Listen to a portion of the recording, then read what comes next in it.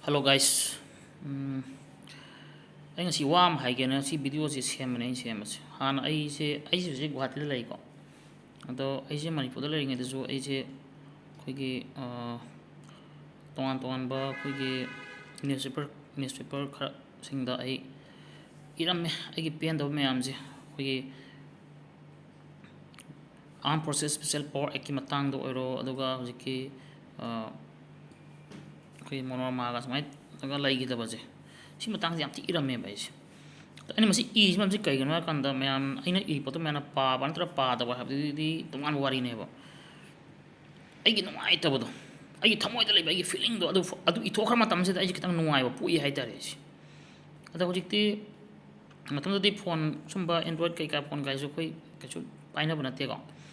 lai su lai ko pai su pai rak te hai ta phone adu matam da la pa ne ada odo hojik lai yo mong si kari no si da in khal le si je khoi I ga su ai khoi na tu lai tu ni I su ya dre ani wari ju pajana khoi khang dre adu tau internet su Manipur internet su ya dre ado ngasai gi aina haining I posi kaino kan nga sai gi nupa ma lai ba hai ba nupa si kana no sini aina mai masak sini ai am nung siri se ma chen makoi dos mai su mani si makoi ani hunga su mani ko sida ma kari hai gi bu jantra mantra da meeting chala ka ain kham da ma tu poto Mizoram masa atraga matam ma da Burma hai ba ado hojik no Myanmar on graba adu masa oi du ne ma kai hai gi bu ai je hana Manipuri masa oi mani adu bu hojik tai ex Manipuri oi re ga hai re ne kari haining no chani ma adu ma mi do ne public ma karam ba leader ma de khang de adu ba leader du ne ba khoi ngasi Manipur kai na silip ji asing ma public leader ma oi ma adu wangang sangang ba hona bra ne ma ba hoi magi follower myam le rambe ba adum ba magi follower do mana adum ba yam na hatred oi ba speech the piro da bane asing na mana asum ba asing ba mana Manipur masang ba ta ma adu nai swai di hai roi ba ado asum num kai dawri akhoi sari ba ngari ji moina troga lana propaganda ngari packet ma lai ba do akhoi sangai ngari ga tawdo moina phadeng turen photo nap salani mabi thong do mi magi photo nap salaga adu troga adum bagi dirty propaganda taw le re ado aina haining je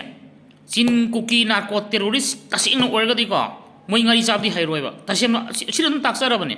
ngari saba haitraga di moi do Manipuri masa natte tasena asing ba origin Manipuri ma oitar ga di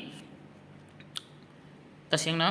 mangari saba haigan ba natraga di atupa outside na kamai ngari sado saba hairoi ba aduna sumai ta na som moi aduma chin kuki narco terrorist jena som darti propaganda to le tokpiro sine ina haje si tokpiro tawro no sine ina haje noi na sado Manipuri masam oiraga di noi sida thoiba irang je kai ina matam da iwam tang haje ge Manipuri da moi akhoi Manipur da moi matam khara moi gi asom gi refugee ona la ek ma tawre si tawre hairaga so hana le ma mi sing du di akhoi Manipuri se Manipur language ngangi ba ado hojik sina moina mani akhoi gi imalwan akhoi gi Manipuri Manipuri language moina kyam tha class tawna akhoi language ka se ngangning dre ba Manipur language ngangning dre ba Manipur ko chakna thana ya draba akhoi Manipur ngari gi against da moi achaw propaganda tawre natana ta photo myam thesan laga kari hai no sina sida